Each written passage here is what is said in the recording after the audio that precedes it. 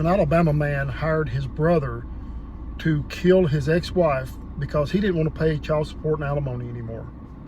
Jason Starr was married to Sarah Starr.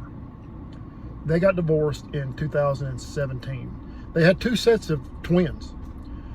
So Jason made roughly $6,700 a month. The court ordered him to pay $2,500 a month for child support and for alimony. Well, Jason, he didn't want to pay this anymore. He said, I don't want to pay this. No, I don't know why. So he contacted his brother, Darren Starr, who lives in Texas. They got together and had a plan. Well, Jason paid Darren, his brother, $5,000 to kill Sarah, his ex-wife. And Darren agreed to this. So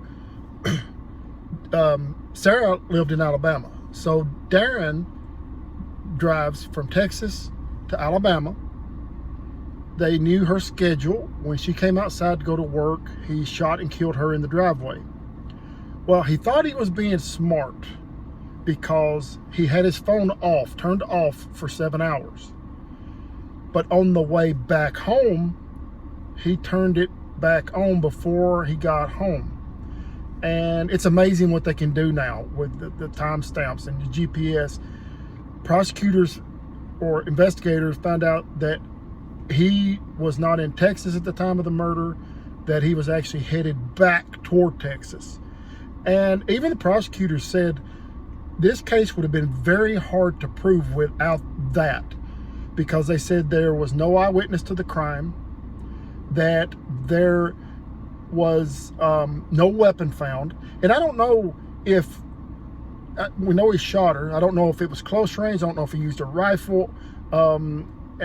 If he wasn't close to her, it was outside, so there may not have been any DNA evidence. If he wasn't real close to her, probably no blood splatter on clothing of him, things such as that. So they may have actually gotten away with this, or possible.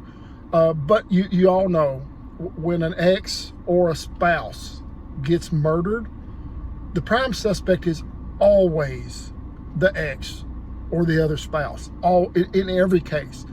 But it sounds like that they had a pretty good plan. I know there's no such thing as a perfect murder, but they had a good plan. They were both found guilty of murder.